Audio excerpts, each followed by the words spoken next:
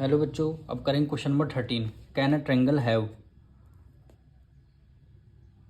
आपको इसमें यस और नो में आंसर देना है। इसका फर्स्ट पार्ट करते हैं।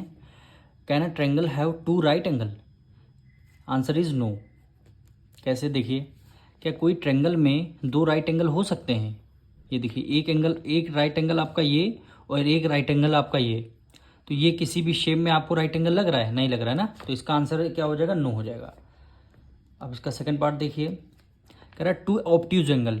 ऑब्ट्यूज एंगल का मतलब समझ रहे हैं कि अगर ऑब्ट्यूज एंगल क्या होते हैं, 90 डिग्री से ज़्यादा और 180 से कम। 90 से ज़्यादा हमने यहाँ पे ले लिया 91 ले लिया, और प्लस 91, दो एंगल हो गए। और तीसरा क्या हो जाएगा?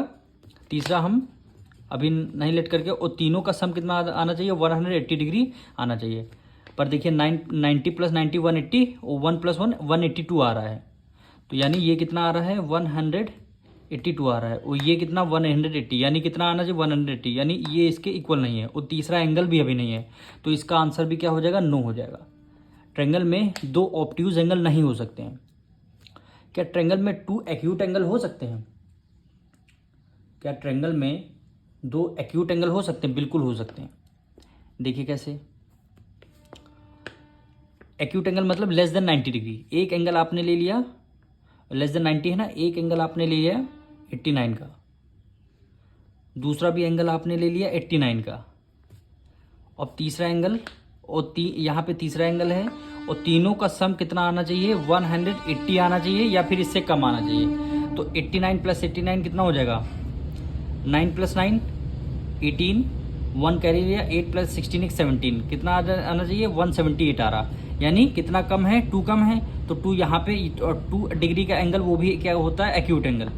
तो इक्वल टू 180 आ जाएगा, यानी 178 में ये दोनों आएगा एक्यूट एंगल। और हमने एक और लेट कर लिया 2 डिग्री, यानी तीनों एंगल क्या हो गए? यहाँ पे 2 डिग्री हो गया। तीनों एंगल हमारे क्या हो गए? 90 से कम है ना, 90 से कम है, तो ये क्या होंगे? Acute angle.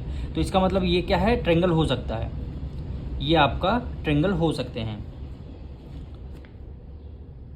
अब इसका फोर्थ पार्ट देखिए, all angle more than 60 degree. यानी एक ट्रायंगल में क्या सारे एंगल 60 से ज़्यादा हो सकते हैं? देखिए कैसे। ये आपका 61 है, ये भी आपका 61 है, और ये भी आपका 61 है। 60 प्लस 60 प्लस 60 कितना हो जाएगा? 180 हो जाएगा, और ये 1 प्लस 1 यानी कितना हो जाएगा? 183। पर ट्रायंगल का सम कितना आना चाहिए? 180 डिग्री आना चाहिए। तो क्या होगा? All angle more than 60 degree नहीं होगा। तो यहाँ पे फोर्थ पार्ट में क्या हो जाएगा? नो। फोर्थ पार्ट का आंसर हमने नो लिख दिया। अब आते हैं फिफ्थ पार्ट में, all angle less than 60 degree. क्या सारे एंगल्स लेस देन 60 डिग्री हो सकते हैं? देखिए, लेस देन 60 डिग्री मतलब हमने 55 ले लिया, हमने 59 ले लिया, ये भी हमारा 59, तो ये भी हमारा 59। देखिए 180 आ रहा है ट्रायंगल का सम।